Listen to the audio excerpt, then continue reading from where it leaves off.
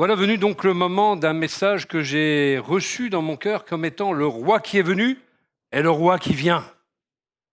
Noël, c'est vraiment l'espérance. La venue de Jésus, c'est pour nous l'espérance, mais ça va tellement au-delà de sa simple venue, il y a aussi son retour.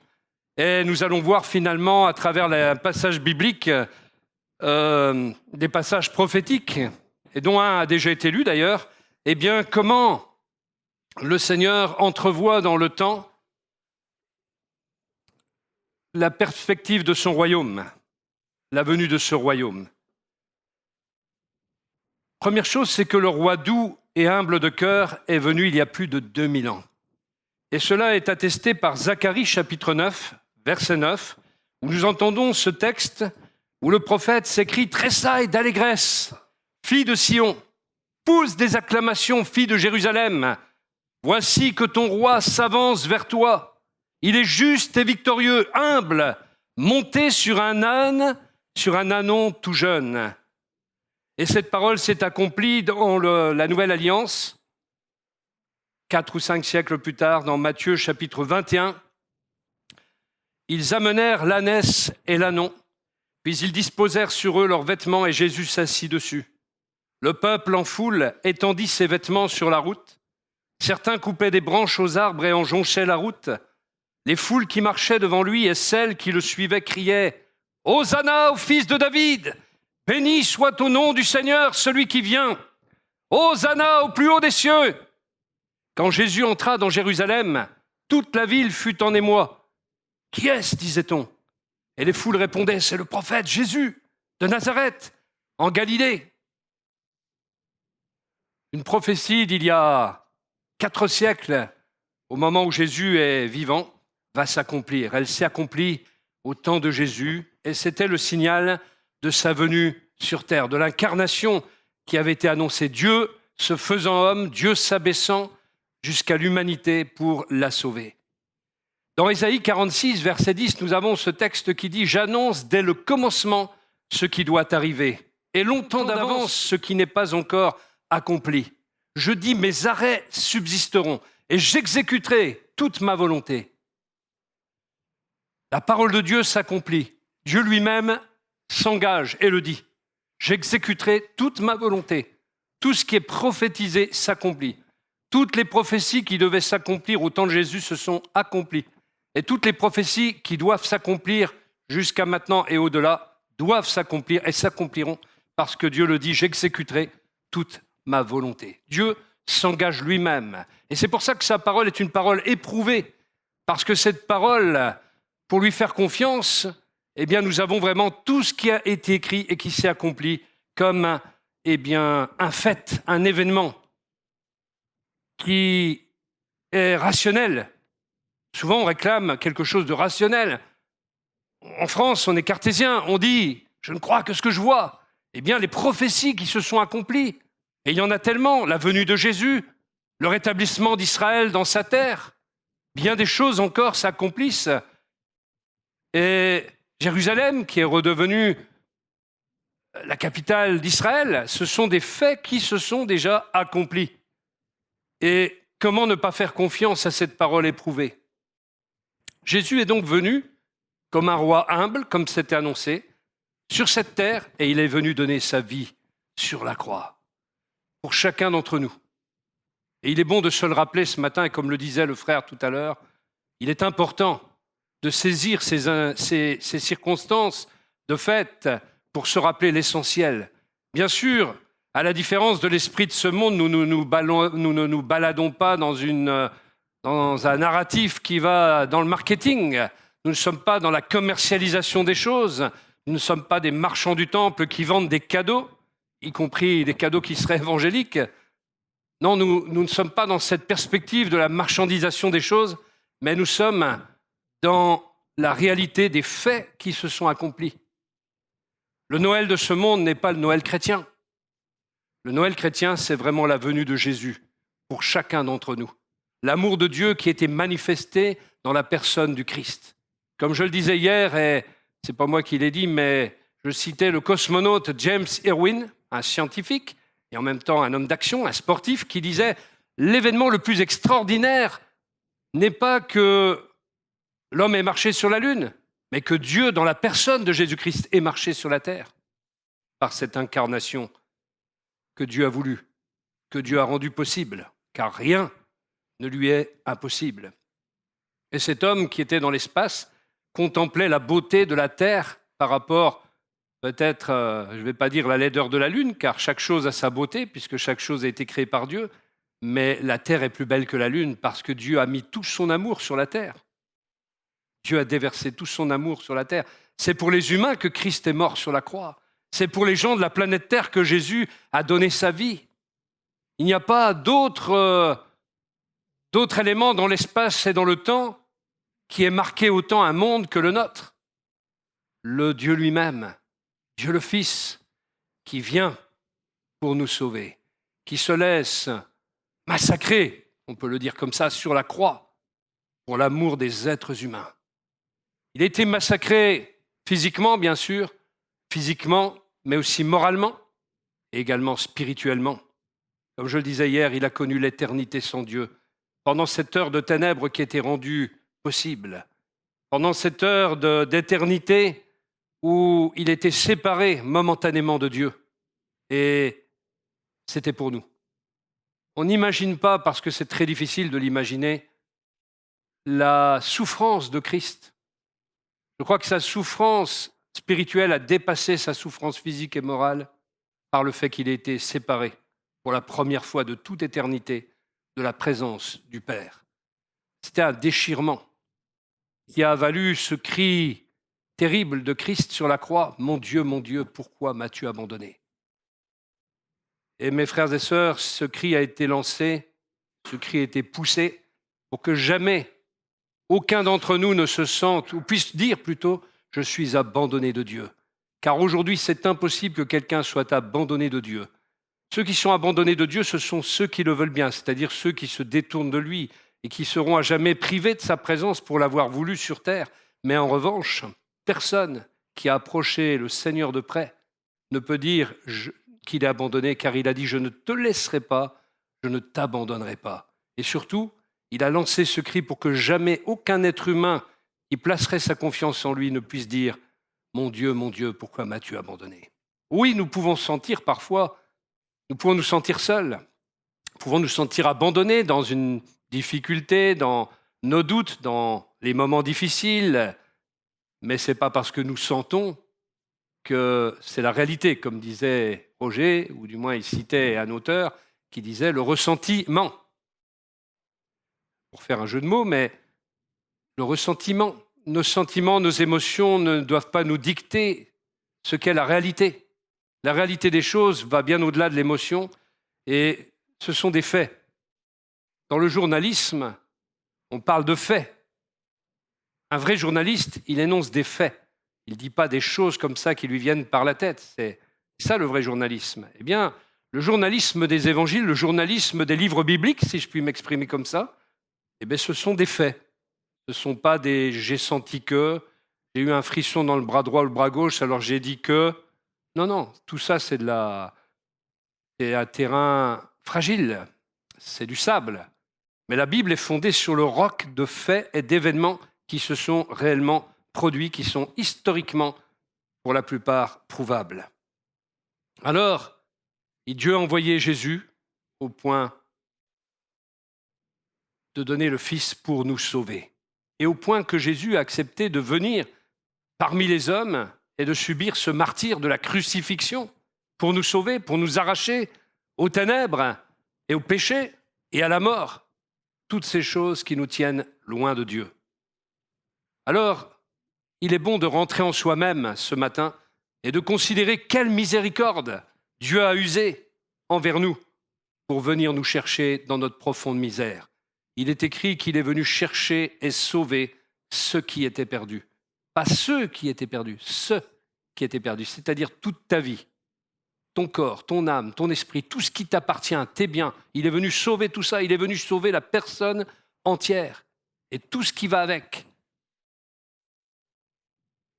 Parce que Dieu aime les siens, Dieu aime ceux qu'il a créés et il vient les rechercher pour les amener dans ses doux soins dans les soins qu'il prodigue aux troupeaux de son pâturage.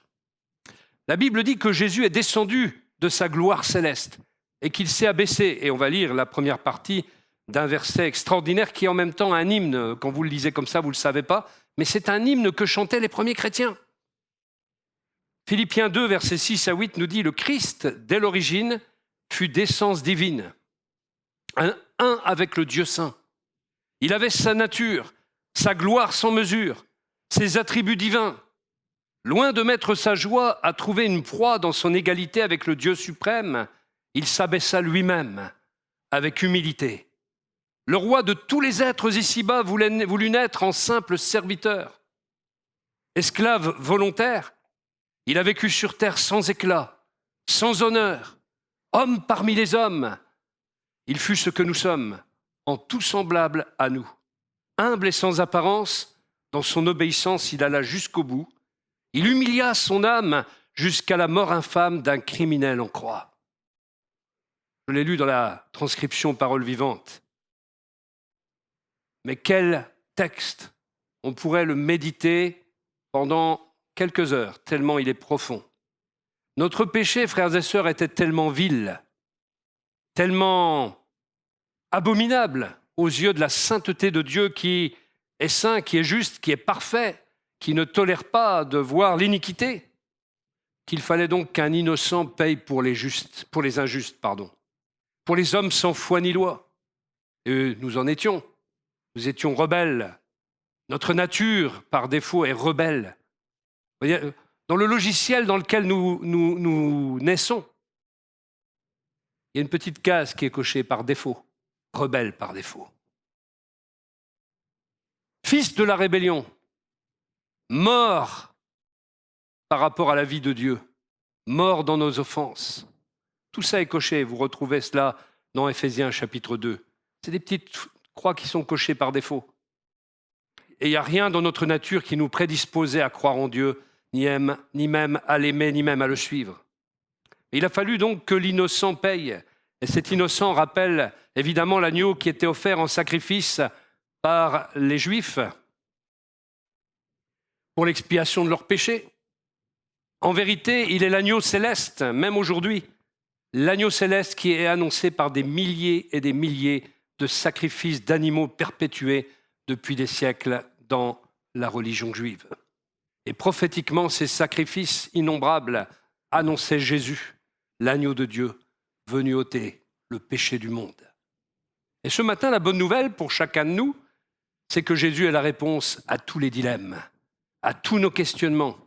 Il a la puissance de nous délivrer de toute servitude, de tout esclavage, de toute chaîne, par la puissance du sang qu'il a versé sur cette croix de Golgotha où il était cloué à cause de notre péché.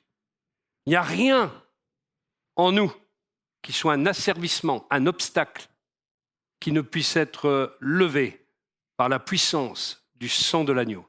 Ce sang a une valeur éternelle, ce sang a une puissance incomparable. Des foules de gens peuvent être sauvés à cause du sang de Jésus. Des foules de gens peuvent être guéris à cause du sang de Jésus. Des foules de gens peuvent être délivrés de la force et de la puissance des ténèbres juste à cause du sang de Jésus versé sur la croix. Il a tout accompli, de sorte qu'en Jésus, nous avons tout pleinement. Moi, si je vois un frère, une sœur, qui est toujours la tête chargée, je me dis, il n'a pas en Jésus tout pleinement. Il lui manque quelque chose. Alors il faut travailler à cela. Il y a des soins pastoraux à donner. Il y a peut-être un coup de prière, un coup de boost dans la prière à donner à un tel frère, une telle sœur. Ou une compréhension à apporter. Parce que ça veut dire qu'il y a quelque chose qu'on n'a pas compris. Mais mon frère, ma sœur, quand tu t'approches de Jésus, prêt à recevoir tout ce qu'il a donné, normalement, en Jésus, tu as tout pleinement. Pourquoi ? Parce que Dieu ne peut pas mentir. Paul disait, nous avons tout pleinement en Jésus-Christ. Je me souviens de ce témoin de Jéhovah venu à ma porte, m'apporter toute sa religion, dans sa force, avec ses index. Il regardait les références, etc. En fait, tout ne sortait pas du cœur, c'était des références. Et il voulait m'apporter sa religion. Et à un moment, je lui ai donné mon témoignage. Je lui témoignais simplement de ce que j'étais, tout simplement. sans fioriture, sans rien. Et à un moment, il est reparti et il m'a dit, je vois que votre religion vous apporte tout et je ne peux rien vous apporter de plus. Bon, ça je le savais d'avance, mais je lui dis non, c'est pas une religion, c'est Jésus. Et si vous regardez dans votre Bible, vous avez à peu près la même que moi, je dis à peu près, vous allez trouver le verset qui dit « J'ai tout pleinement en Jésus-Christ ». Et vous allez être comme moi. Si vous vous tournez réellement vers lui, plutôt que de me sortir des versets, de sortir des index, parce que la parole de Dieu n'est pas dans votre cœur, elle est extérieure à vous. Or, pour celui qui est un véritable croyant, un véritable disciple de Jésus, la parole, elle est là. On n'a pas besoin de se promener avec un index biblique, même avec une grosse Bible. Vous savez, des fois, il y a des chrétiens qui se promènent partout avec leur grosse Bible. Ça en jette, mais des fois, il n'y a rien dans le... Vous leur demandez de citer un verset, ils ne le connaissent même pas. La grosse Bible qu'ils ont avec eux, qui leur pèse lourd. À un moment, ils penchent. L'important, c'est d'avoir la loi de Dieu sur les tablettes de notre cœur. Amen. C'est biblique, c'est Ézéchiel qui l'a dit. Jérémie également. Même David, quelqu'un m'a soufflé. Et c'est à cause de cela que Jésus était cloué pour nous, à cause de notre péché. Notre péché a véritablement amené Christ à la croix. Ce n'est pas les Juifs, ce n'est pas les Romains, ce n'est pas quelqu'un en particulier, c'est nous tous, toute la race humaine a amené Jésus à la croix. Les clous, les marques sur ses pieds, sur ses mains, ça vient de nous, de notre péché, de notre iniquité, de nos offenses, de nos fautes, de notre culpabilité et de tout le reste. Il a donc tout accompli de sorte qu'en Jésus, nous avons tout pleinement.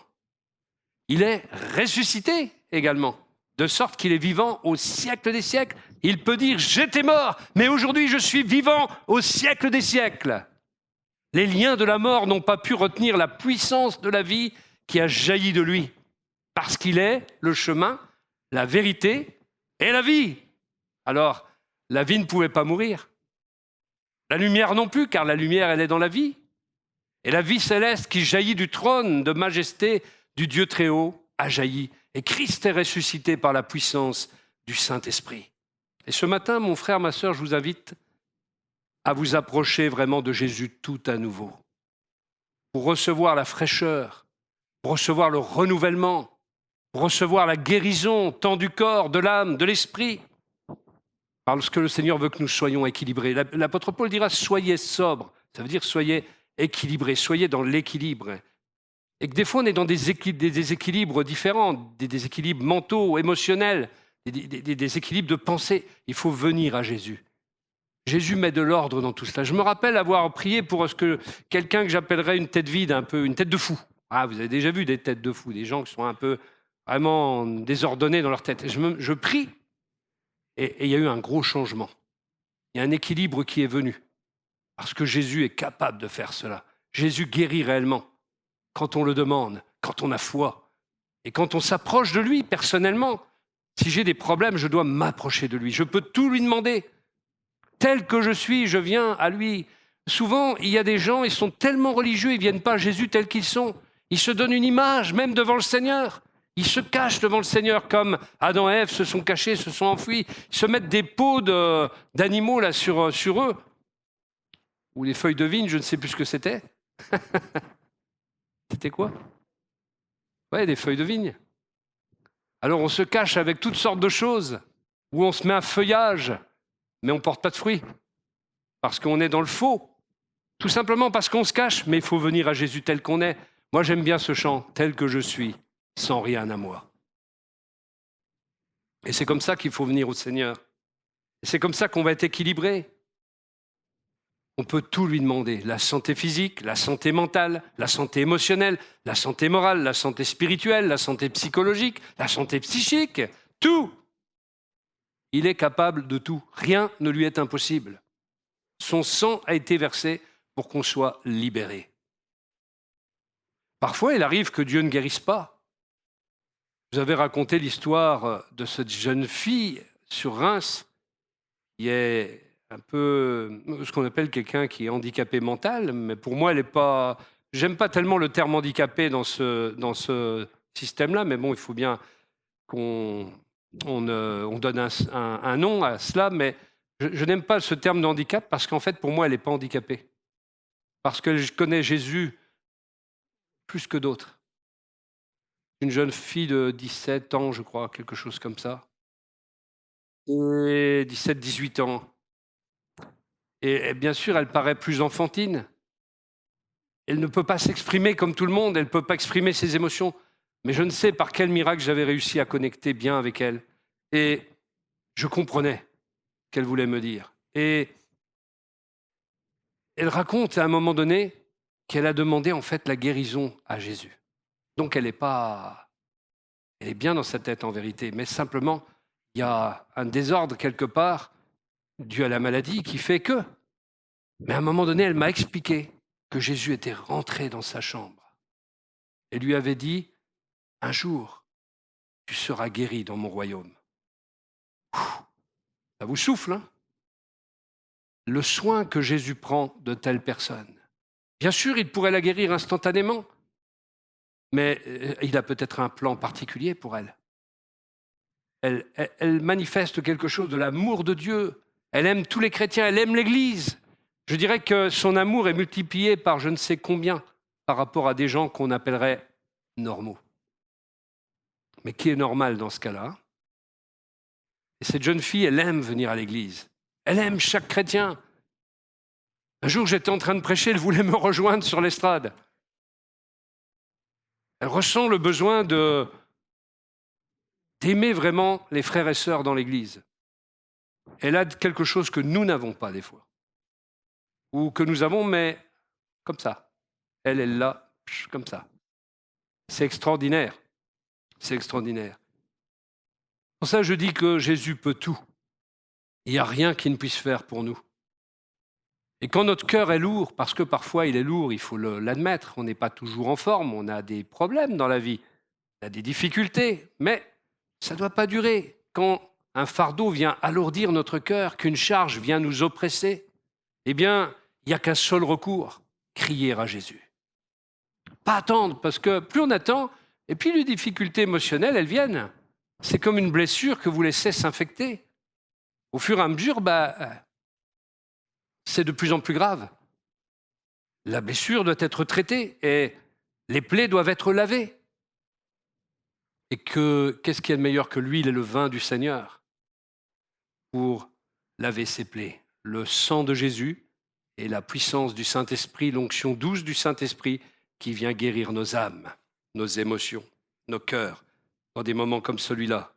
Venir à ses pieds pour être soulagé, guéri, béni, rempli d'amour, libéré par la grâce extravagante, extraordinaire, souveraine de Dieu.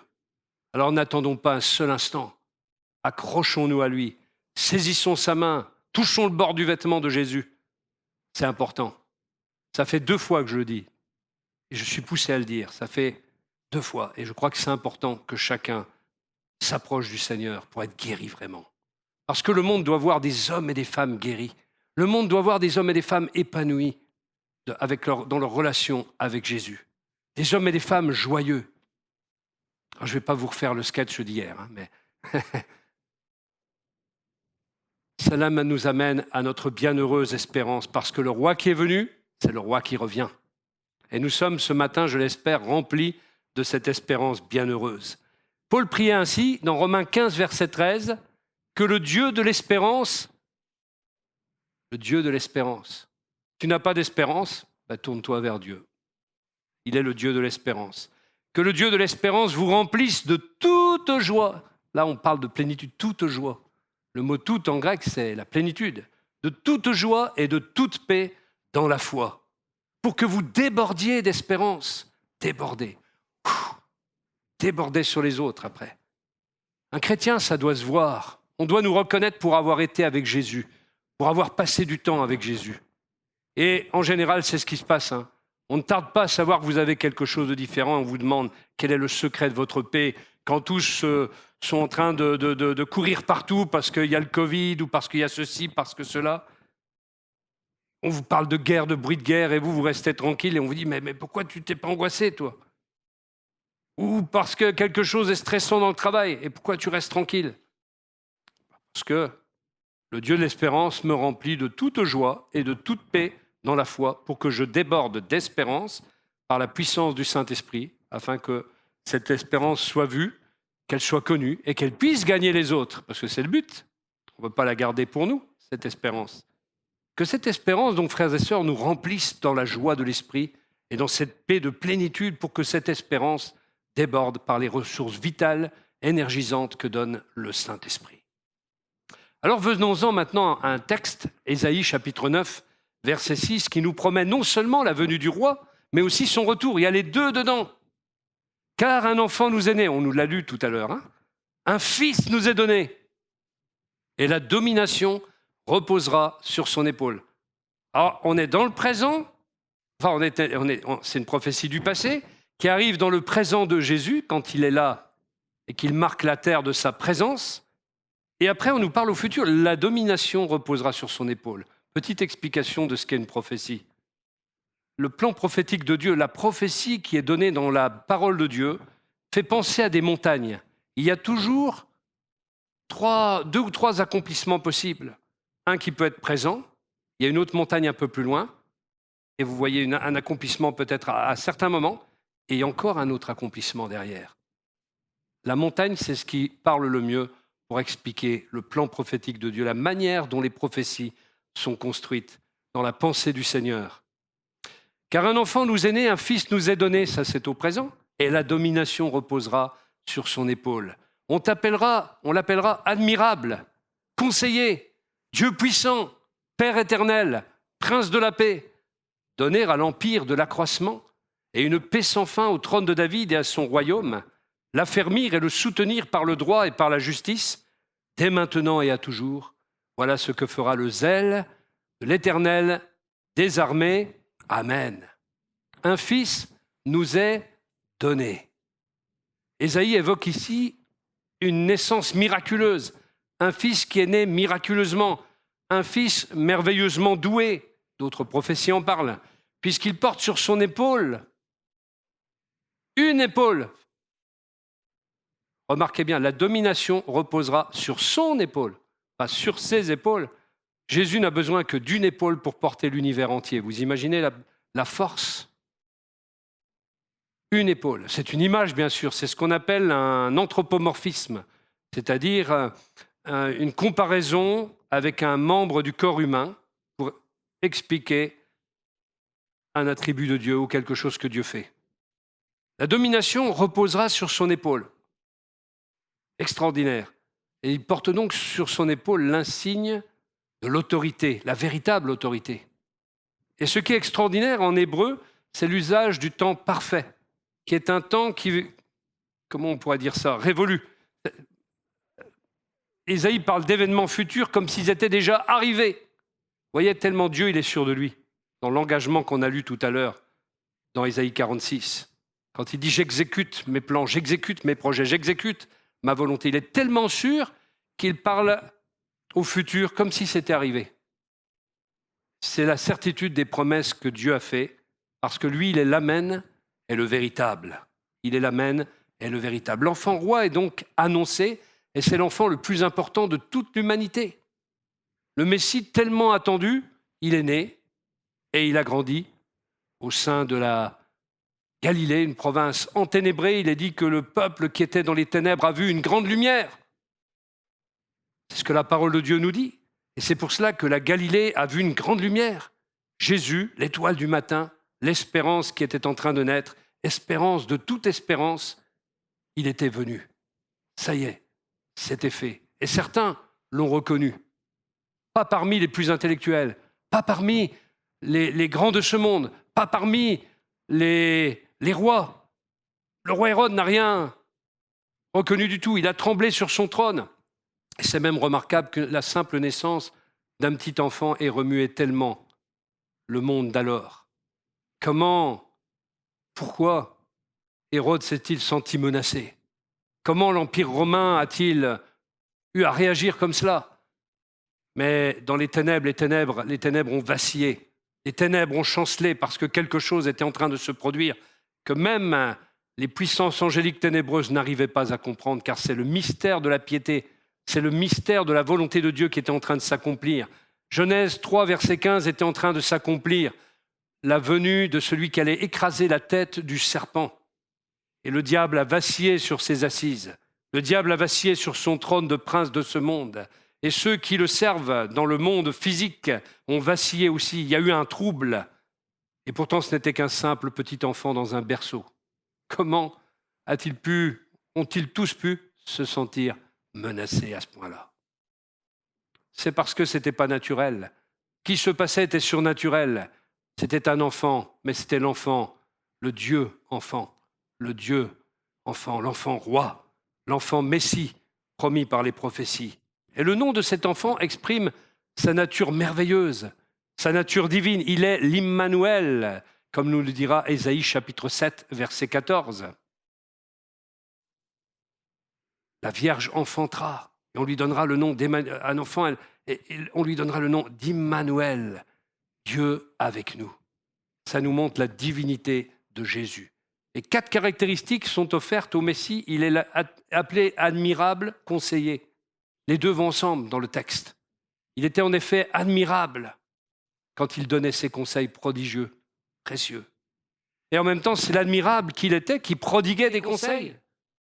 Et l'Hébreu nous parle d'un conseiller divin, omniscient. Dans ce mot admirable, conseiller, il y a toute l'omniscience de Dieu. Jésus est omniscient. N'est-il pas celui qui a des yeux comme des flammes de feu? Il est décrit dans Apocalypse 1 en tant que tel. Et il sonde les cœurs et les reins. Il voit toutes choses. Il sonde les églises dans Apocalypse 2 et 3. Il est appelé aussi Dieu puissant, fort. Puissant ou fort, c'est le terme des versions employées. Ce qualificatif qui suggère un divin guerrier, un héros divin. Jésus est le divin héros. Jésus est le général de l'univers. Jésus est celui qui donne les ordres. C'est lui la véritable autorité. Il a une habileté surhumaine, non seulement parce que l'onction du Saint-Esprit est venue sur lui, l'onction messianique qui était sur lui, mais aussi parce qu'en lui réside la nature essentielle de la divinité. Il est Dieu et il a toute autorité. Il a dit « Tout pouvoir m'a été donné, toute autorité m'a été donnée sur la terre et dans le ciel ». Aucun roi n'a eu ces attributs-là. C'est Jésus qui les possède et c'est pour ça qu'il est appelé aussi le roi des rois. Il est appelé aussi Père éternel. Père éternel, c'est-à-dire Père de l'éternité. Il n'y a pas un point dans l'espace ou dans le temps qui échappe à Jésus. Il est le Père éternel également. Et puis il est appelé Prince de la paix. Tout nous indique ici un heureux gouvernement sous l'égide de Christ, dans une prospérité bénie, une prospérité véritable. La paix appartient en fait au royaume de Dieu. Le royaume de Dieu, c'est la paix et la justice par le Saint-Esprit, dit l'apôtre Paul. On pourrait traduire aussi ce terme prince de paix par prince bienveillant. Ça serait une bonne traduction. Et en même temps, en hébreu, c'est le prince de la shalom. Et la shalom n'exprime pas seulement la paix uniquement, mais la condition de bien-être et d'harmonie à laquelle soupire tout être humain. En fait, on nous annonce ici un nouveau gouvernant, un gouvernant divin. Cet enfant, ce fils qui nous est donné, devient un gouvernant divin qui verra un empire chaque fois plus vaste, un royaume de plus en plus vaste avec une paix interminable.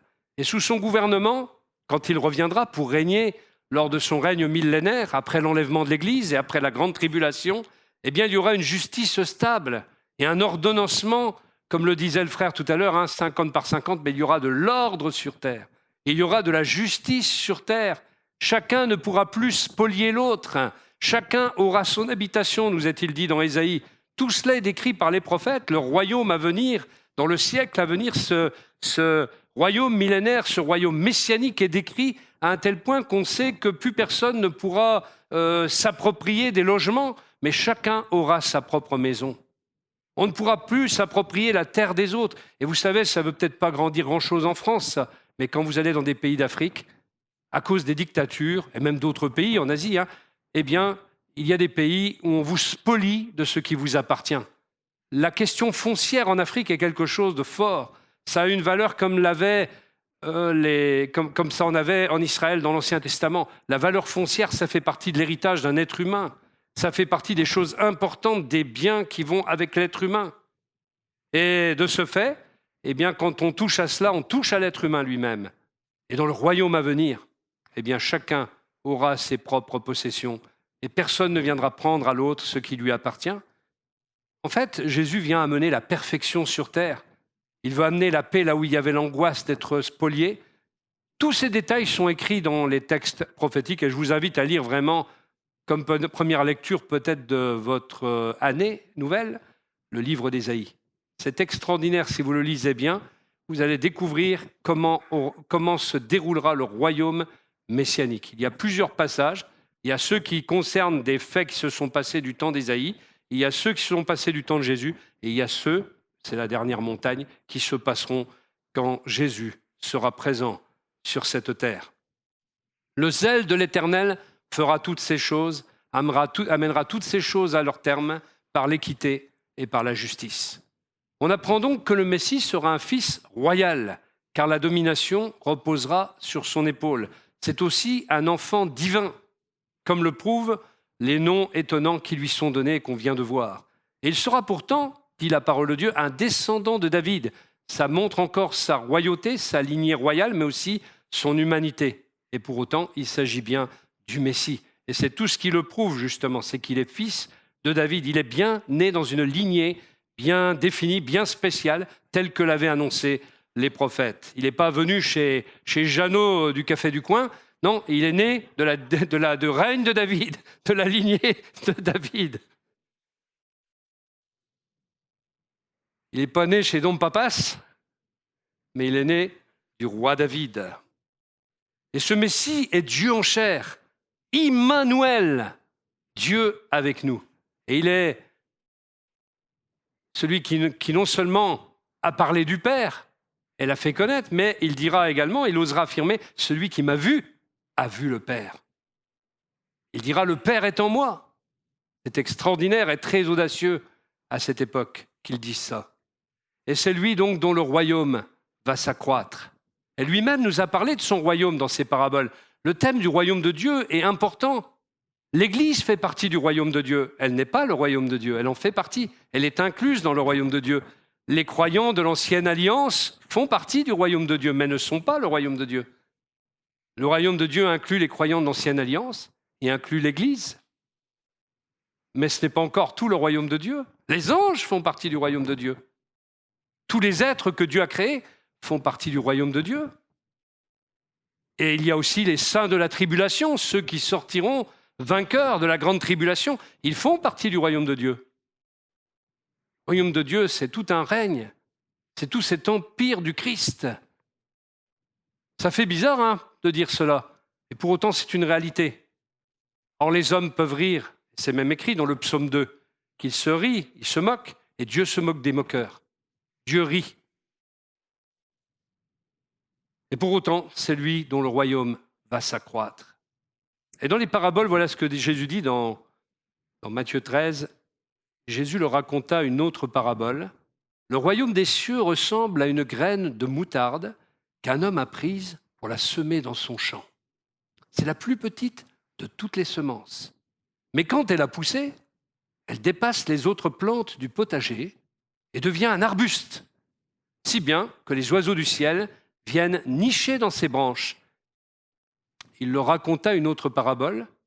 Le royaume des cieux ressemble à du levain qu'une femme prend pour le mélanger à une vingtaine de kilogrammes de farine. Et à la fin, si vous aimez les gaufres, toute la pâte lève. C'est pour cela que cette parabole est importante, parce qu'elle nous montre que le royaume de Dieu, il a commencé tout petit sur terre. Il existe déjà de toute éternité, le royaume de Dieu, mais il commence tout petit sur terre. Mais quand arrive la fin des temps, entre-temps, des centaines de millions de gens ont donné leur vie à Jésus au travers des siècles. Et on ne sait pas encore, quand les choses seront arrivées à leur terme, combien il y en aura. Mais déjà, il y a des myriades et des myriades d'anges qui servent le Seigneur. Et il y a aussi des myriades et des myriades de chrétiens de tous les siècles qui adoreront Jésus. Il y a quand même du monde au ciel. Et nous pouvons contribuer à remplir le ciel en évangélisant, en parlant de Christ à d'autres, pour piller l'enfer et peupler le ciel, comme le disait un évangéliste. Et dans Philippiens 2, versets 9 à 11, la suite de ce que nous avons lu précédemment, la suite de l'hymne, il est écrit « C'est pourquoi Dieu l'a élevé à la plus haute place et il lui a donné le nom qui est au-dessus de tout nom, pour qu'au nom de Jésus, tout être s'agenouille dans les cieux, sur la terre et jusque sous la terre, et que chacun déclare « Jésus-Christ est Seigneur à la gloire de Dieu le Père ». Vous allez me dire, tiens, pourquoi sous toute la terre? Il n'y a personne qui se pose la question?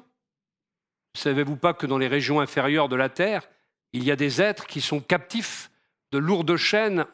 Ils y sont enténébrés parce que ce sont les anges qui ont désobéi à Dieu et qui ont quitté leur demeure.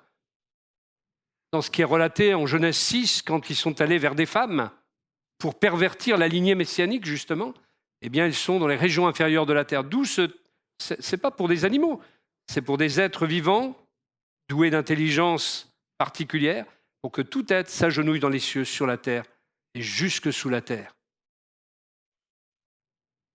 Celui qui s'est abaissé a été élevé à la plus haute place, mais parce qu'il s'est abaissé. Et il est aussi le chef de l'Église, il est la tête de l'Église.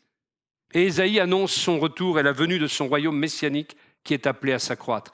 Si on prend dans Ésaïe 11, cette fois-ci, versets 9 et 10, il est question de ce royaume. On ne commettra plus ni mal, ni destruction sur toute l'étendue de ma montagne sainte, car la terre sera remplie de la connaissance de l'Éternel, comme les eaux recouvrent le fond des mers.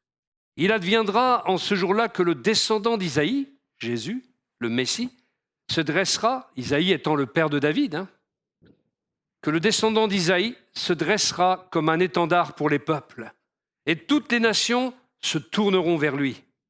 Et le lieu où il se tiendra resplendira de gloire. C'est pas précis, ça? Et avant cela se produira l'enlèvement de l'Église, décrit par Paul dans 1 Corinthiens chapitre 15, et on va le lire. « Voici, je vais vous révéler un mystère. Nous ne passerons pas tous par la mort, mais nous serons tous transformés en un instant, en un clin d'œil, au son de la trompette dernière. Car lorsque cette trompette retentira, les morts ressusciteront pour être désormais incorruptibles, tandis que nous serons changés. En effet, ce corps corruptible doit se revêtir d'incorruptibilité, et ce corps mortel doit se revêtir d'immortalité. Lorsque ce corps corruptible aura revêtu l'incorruptibilité et que ce corps mortel aura revêtu l'immortalité, alors se trouvera réalisée cette parole de l'Écriture. La victoire totale sur la mort a été remportée. Ô mort, qu'est devenue ta victoire? Ô mort, où est ton dard? Le dard de la mort, c'est le péché, et le péché tire sa force de la loi.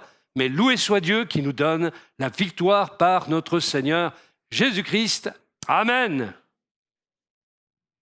Dans Isaïe 25, cette fois-ci, vous retrouvez quelque chose de ce texte du Nouveau Testament. Et sur cette montagne, il anéantit le voile qui voile tous les peuples, la couverture qui couvre toutes les nations. Quand vous parlez de Jésus à votre famille, certains ont l'esprit voilé et n'arrivent pas à comprendre ce que vous dites. Le voile doit être ôté. Et là, cette promesse nous est faite que dans le royaume millénaire, le voile n'existera plus. La couverture qui couvre toutes les nations, les épaisses ténèbres qui auront recouvert toutes les nations pendant la grande tribulation même, aura été anéantie. Il anéantit la mort pour toujours. Le Seigneur, l'Éternel, essuie les larmes de tous les visages. Il fait disparaître de toute la terre l'opprobre de son peuple. Il fait disparaître pourrait évoquer l'enlèvement de l'Église. Car l'Éternel a parlé. En ce jour, l'on dira, voici, c'est notre Dieu en qui nous avons confiance. Et c'est lui qui nous sauve. C'est l'Éternel en qui nous avons confiance. Soyons dans l'allégresse et réjouissons-nous de son salut. Important, cette confiance, on en parlait hier, c'est la confiance dont s'est détourné Adam et Ève quand ils ont douté de la parole de Dieu, qu'ils ont préféré se confier en un usurpateur qu'ils ne connaissaient pas, plutôt que dans le Dieu qu'ils connaissaient dans les délices d'Éden. Ils n'ont pas fait confiance à Dieu. Ils ont cru que Dieu les trompait, alors que le trompeur a pu les tromper sans problème. Et là, quand vient le royaume de Dieu dans sa plénitude sur terre, les gens diront, voici, c'est notre Dieu en qui nous avons confiance. C'est lui qui nous sauve. C'est l'Éternel en qui nous avons confiance. Vous voyez, c'est répété 2 fois. Soyons dans l'allégresse et réjouissons-nous de son salut. Ésaïe 57, le juste disparaît. Ça ne parlerait pas de l'enlèvement, ça. Et personne ne prend cela à cœur. Les hommes de bien sont enlevés. Et personne ne comprend que c'est à cause du mal que le juste est enlevé. Les progrès de l'iniquité vont de l'avant, s'accroissent. Et ce qui retient l'iniquité et surtout l'esprit de l'Antéchrist et l'Antéchrist de se manifester, n'est-ce pas l'Église remplie du Saint-Esprit? Et quand le monde sera arrivé à un point culminant concernant le mal, alors vous vous dites peut-être, et pourtant il y a déjà du mal, ouais, mais peut-être qu'on n'est pas encore arrivé au bout. La sauvagerie n'est pas encore tout à fait à son summum, l'occultisme non plus, mais ça peut très vite basculer. Le monde change à une vitesse phénoménale. Le mal s'est accru de manière phénoménale. On parle aujourd'hui d'ensauvagement de la société, on n'en parlait pas comme ça avant. Mais quand viendra l'enlèvement, ce sera le moment opportun pour l'Église de partir, le moment opportun pour Christ d'enlever son Église avant son glorieux retour sur la terre. Un retour donc qui se passe en deux phases, sur les nuées du ciel à la rencontre de son peuple, plutôt son peuple qui va à la rencontre du Seigneur, c'est quand même dans l'ordre. Et puis ensuite, nous escorterons le Seigneur sur terre, car c'est là tout le sens des mots qui sont employés. Oui, le roi qui est déjà venu revient pour venir chercher son Église, enlever les croyants qui demeurent fidèles à la parole de Dieu et qui sont attachés au cep. Il reviendra ensuite dans une deuxième phase pour mettre fin au règne de l'Antichrist, qui suivra l'enlèvement de l'Église et la grande tribulation. Il régnera ensuite 1000 ans sur terre, et pendant ce règne millénaire, il va faire en sorte qu'on le connaisse sur toute la surface de la terre, comme nous l'avons lu dans Ésaïe. Ce sera un règne merveilleux pour ceux qui seront présents sur cette terre à ce moment-là. On va encore lire le texte d'Ésaïe 11 à partir du verset 1. Et voyez la progression du royaume de Dieu. Un rameau, vraiment pas grand-chose, c'est presque un bourgeon dans le texte original, poussera sur le tronc d'Isaïe, père de David. La lignée de David, rappelez-vous, pas Jeannot, pas le bar à Jeannot.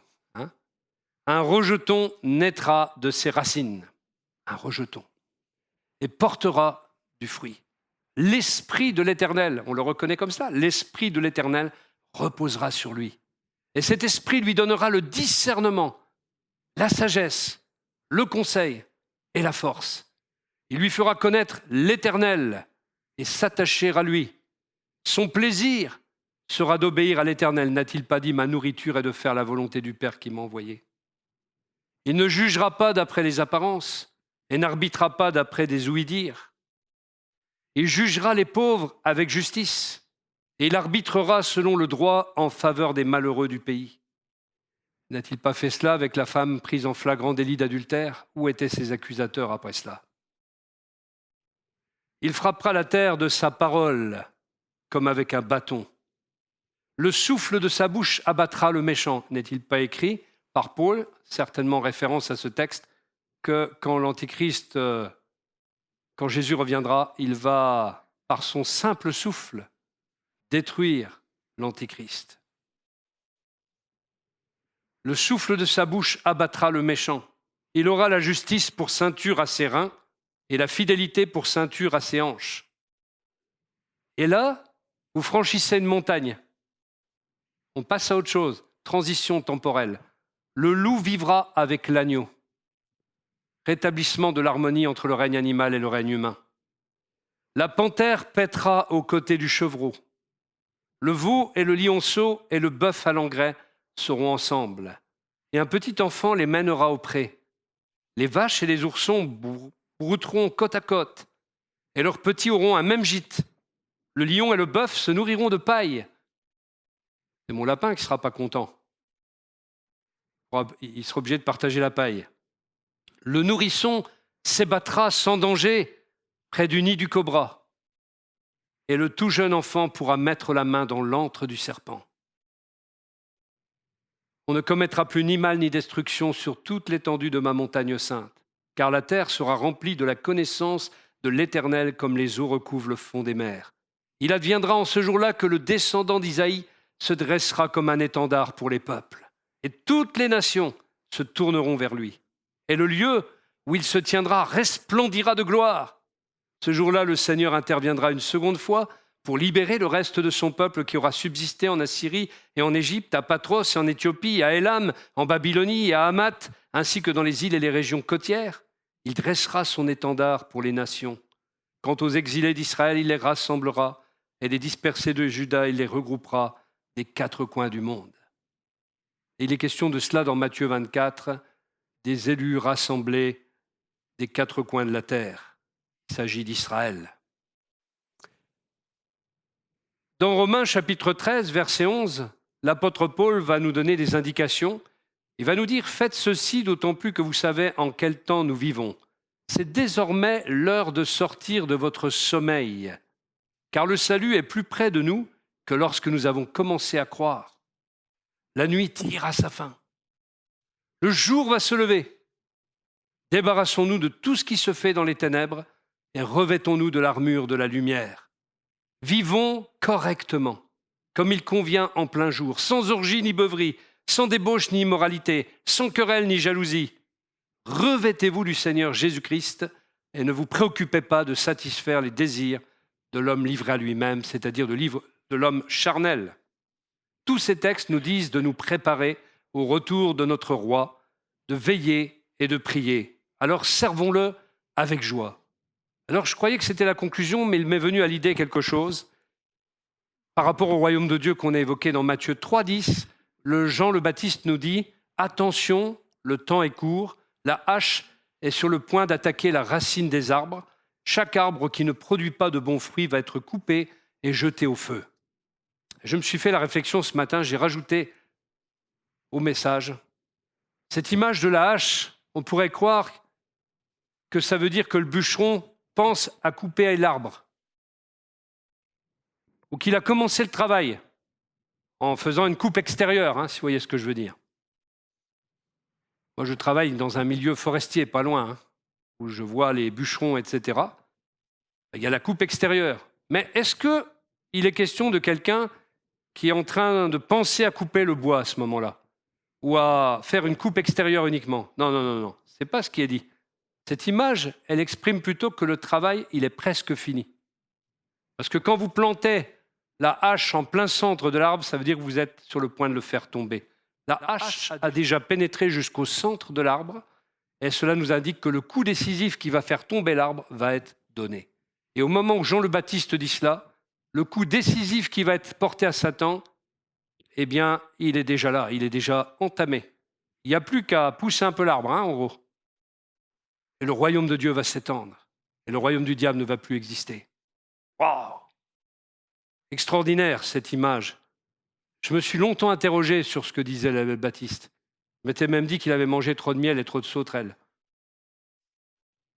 Mais en vérité, quelle vérité, quelle vérité. Oui, le royaume de Dieu, il est déjà venu en Jésus. Et il reste peu de temps pour qu'il prenne totalement sa place. Et c'était il y a 2000 ans que cela a été dit, un peu plus même. Au fond, c'est-à-dire ça fait 2 jours. Parce qu'un jour est comme 1000 ans, et 1000 ans sont comme un jour aux yeux de Dieu. Et dans l'éternité, ça fait 2 jours que Jean le Baptiste a dit cela. Pas beaucoup. Il tient en main, dit Matthieu 3,12, il tient en main sa pelle à vanner pour séparer le grain de la balle. Il va nettoyer parfaitement son aire de battage. Il amassera le blé dans son grenier. Quant à la balle, elle sera brûlée dans un feu qui ne s'éteindra jamais. La pelle à vanner, elle nous parle de cette sorte de fourche dont se sert l'agriculteur pour séparer la paille du bon grain. Et le vanneur ici ne va pas chercher sa pelle à vanner. Il nous a dit qu'elle est déjà dans sa main et il est sur le point de vanner. La grande moisson de la colère de Dieu est aussi pour bientôt. Et donc c'est la venue imminente de ce royaume qui est annoncée. Imminente parce que, aux yeux de Dieu, un jour est comme 1000 ans, 1000 ans sont comme un jour.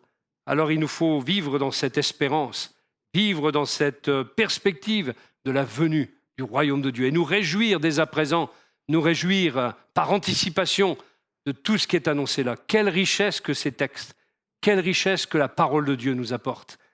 Nourrissons-nous de cette parole de plus en plus pour nous tenir prêts et être alimentés correctement et pour avoir les connaissances nécessaires pour bien interpréter les signes des temps, interpréter comment nous devons également réagir et vivre notre vie chrétienne sous son règne, parce que nous sommes déjà sous son règne.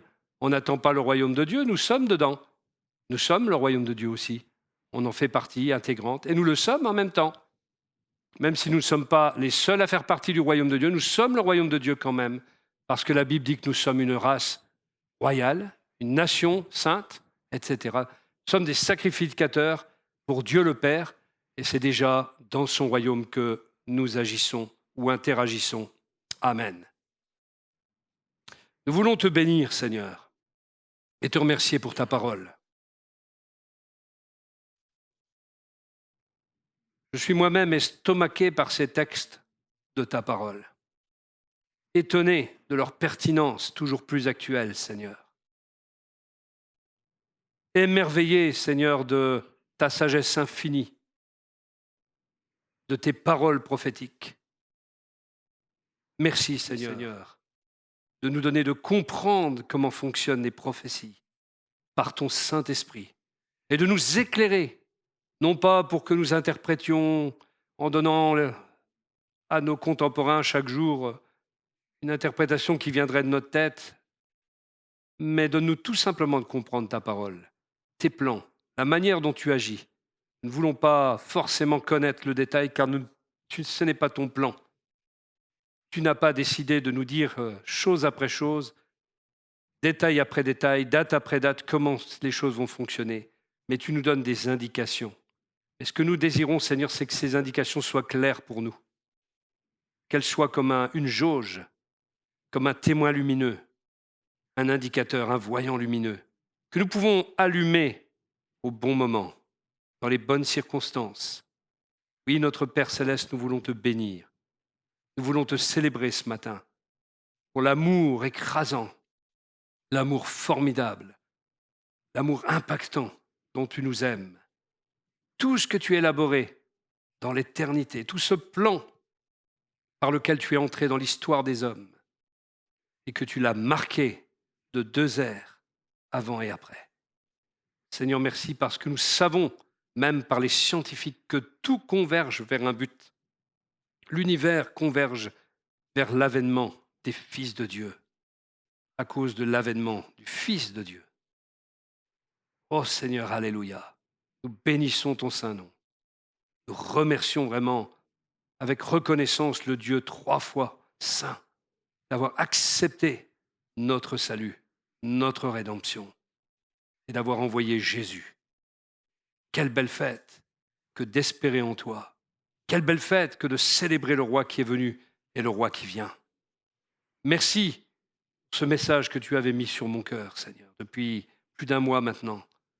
Il est resté ancré, ce titre, le roi qui est venu et le roi qui vient. Merci, Jésus, de bénir ton peuple ici rassemblé, afin qu'il avance dans tes perspectives de ton royaume, qu'il avance, que l'Église avance avec toutes ses perspectives et que nos décisions soient mues par la parole de Dieu qui est au commencement de toutes choses. À toi toute la gloire, Seigneur, ce matin. Au nom de Jésus. Amen.